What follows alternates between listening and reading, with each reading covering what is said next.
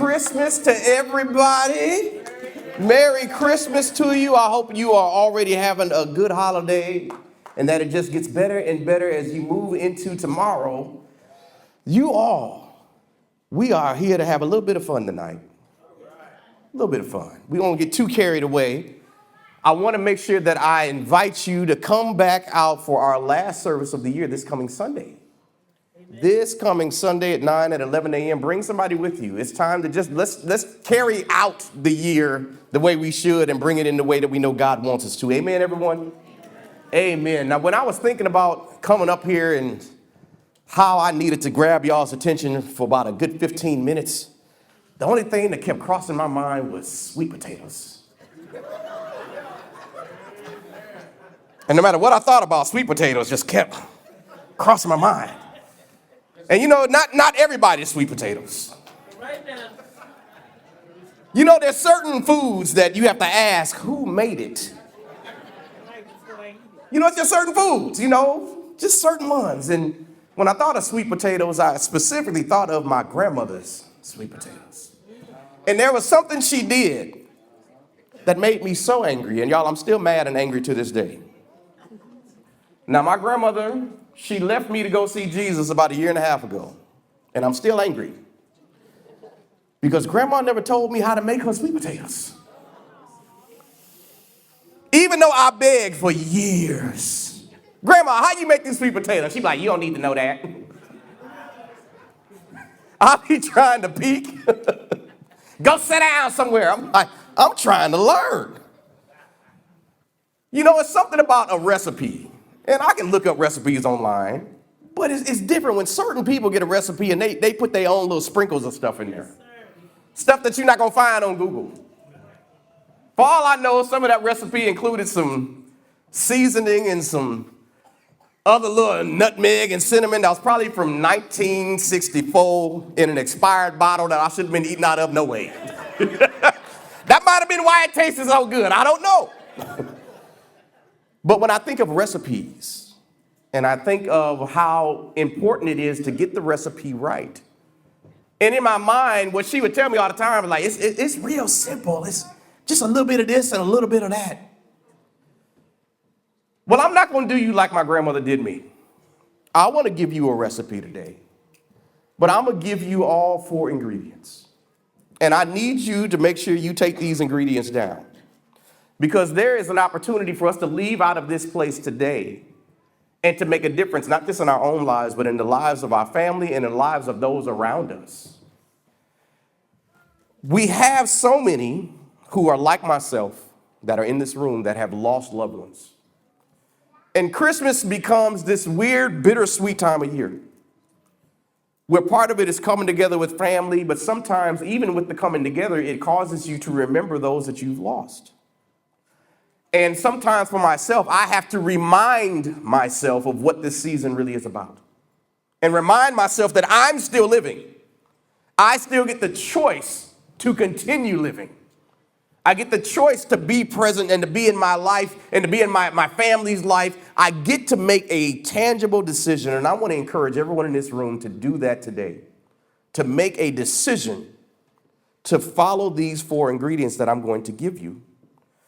In Ephesians chapter 5, verse 1, I want to give you 3 quick scriptures.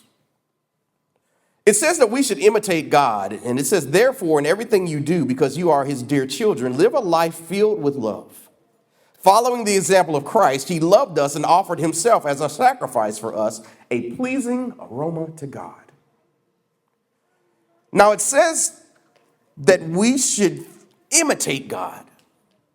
And then it says to follow the example of Christ. So let me give you 2 other scriptures that I think will help us with that. One, I'm sure you've heard, is John 3:16, that says, for God so loved the world that he gave his one and only Son, that whoever believes in him shall not perish but have eternal life.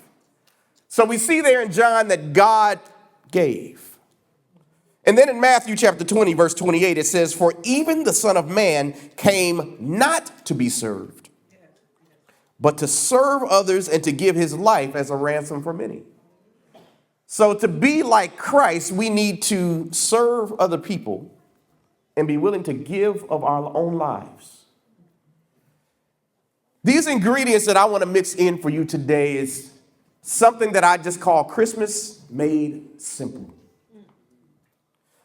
Can we get back to when Christmas was simple? I know it's a lot of gifts, it's a lot of toys, it's a lot of running, it's a lot of people's houses to try to make it to, it's a lot of traveling, there's a lot of things people are expecting of you, but can we just make it simple?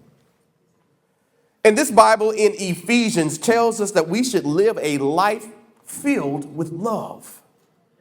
Everybody say love. That's going to be our word today, love. And these ingredients take a letter out of that word and give us what I need us to all put together before we leave here today. The first letter, being L, represents the idea that we should live in the present. And I know that's not always easy, with pressures and fears and plans and all the things that we want to accomplish. But sometimes you can get so caught up in your past and trying to outlive that, and so caught up in trying to plan for your future that you forget to live in your present. Your children won't be children forever. Some of you who maybe you don't have children that are still in the house, maybe they've already moved on. Do you realize that the life you live today, you may not have tomorrow? Life for any of us could end tomorrow. So it behooves me to live my life today like it may be my last. Because one day it will be. And what would you want people to remember about you?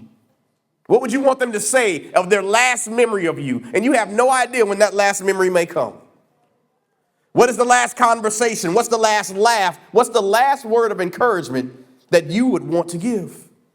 See, Jesus was well aware in his own life that he had very little time to accomplish what he was sent to do. Even from the age of 12, Jesus was like, hey, I'm about my Father's business. The clock was ticking. Jesus was known in the religious circles as somebody that loved to eat and drink. And they said to the excess. Jesus, in my opinion, knew that his ministry was with people. So he spent a majority of his time spending that time in the lives of people, spending time in their homes, spending time with their families, spending time in their times of need. I want to encourage us to be more like Jesus today.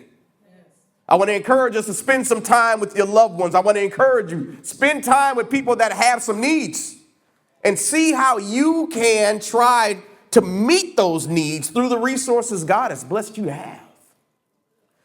I want to encourage you with the letter O, which is to offer thanks for everything. I think we live in a world where we're not always as thankful as we should be. Anybody know it could actually be worse? Yes. Your life could actually be much worse than it is, and I don't care how bad it is, it could be worse. Amen. And when we go on some of these trips and we do kingdom builder things and we go into certain areas, it makes you appreciate what you have that you've been taking for granted. We went to Turkey. Anybody heard of something called a squatty potty? Anybody? I heard some of the kids like, no. It'll make you appreciate a regular toilet. When you think you have to go to the bathroom. They be like, yeah, that's the potty is out there. You be like, outside? Okay, yeah, it's right over there. Okay. You walk over there and you open that door and it's a squatty potty. You be like, you know, I think I can wait. It's not that bad. I think I can hold off. The Bible tells us in Luke chapter 10, verse 21, "O Father, Lord of heaven and earth, thank you for hiding these things from those who think themselves wise and clever and for revealing them to the childlike." And we see Jesus throughout the Gospels constantly giving thanks. Constantly. We saw that in Luke, in Matthew 15, he did this before he fed the 4,000.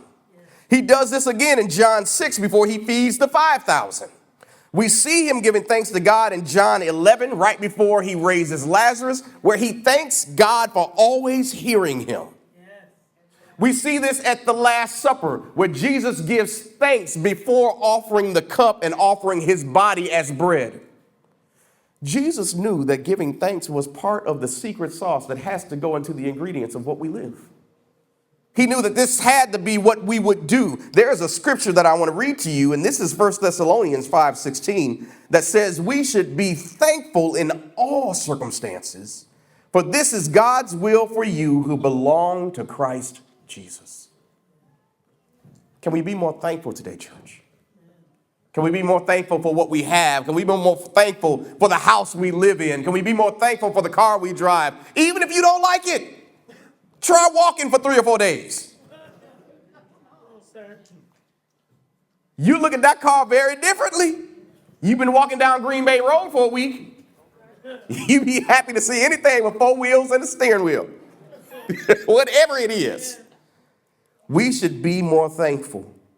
I want to move on to the letter V, which is we should value others. This, again, is part of the ingredients of making Christmas simple. Who around you can you value? Can you show value to? See, when you value something, you treat it a little differently. Sometimes you can tell how much a person values something when you watch how they treat it or don't treat it.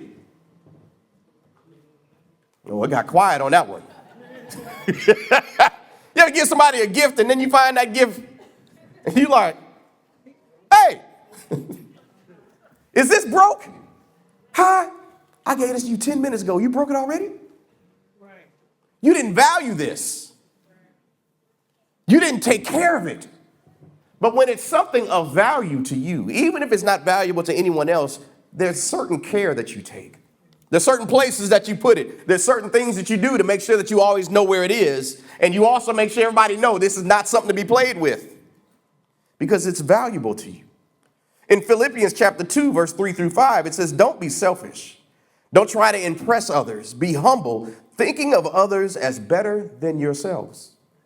Don't look out for only your own interests, but take an interest in others too. You must have the same attitude that Christ Jesus had. Can I encourage you, as you are looking for opportunities to value others, I want to encourage you to do some stuff you wouldn't normally do. See, when you're valuing other people above yourself, that means you're going to do some things that they like. It might be something you'd rather not be doing. You might go out to eat somewhere you'd really rather not go. It was in your heart and mind to go to Carson's Steakhouse, but they really want to go to Golden Corral. Now you're upset. That steak don't taste the same. But you know what? If you're valuing them above yourself, you will go over there and get you some of that chopped steak that they have. Some of that wonderful chocolate fondue that the little kids run their hands through every now and then.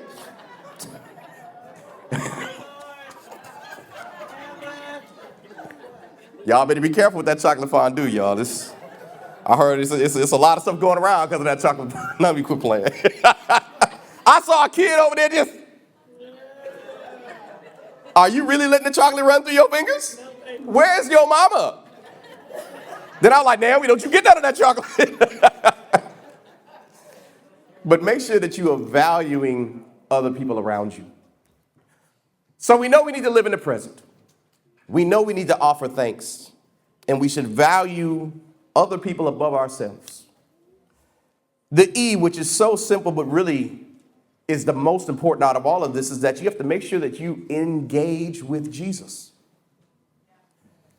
We celebrate Christmas as an honorary birthday of Jesus. Now, does anybody know his exact birthday? No. Historians believe it was sometime in the spring, actually.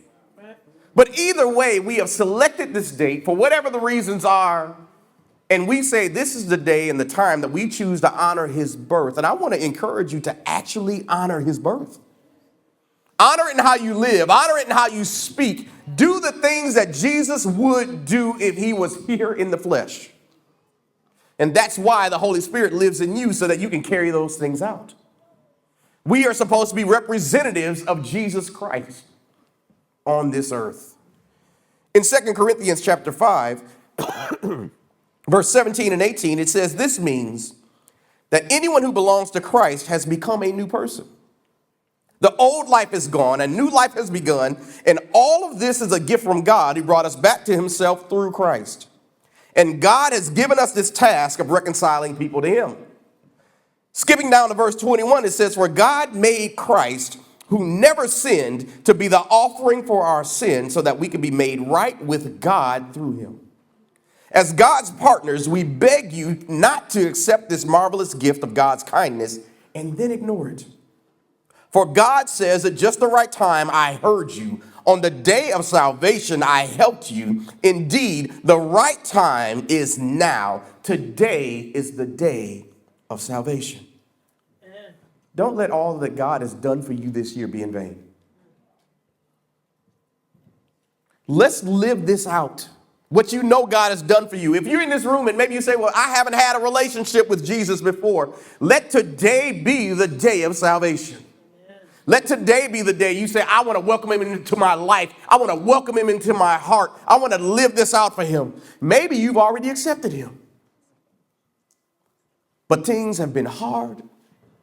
Maybe you found yourself sliding just back a bit, and you're not praying the way you once did. You're not listening to him the way you once did. You're not in your word the way you once were. What I want to encourage you today is to rededicate yourself in this season.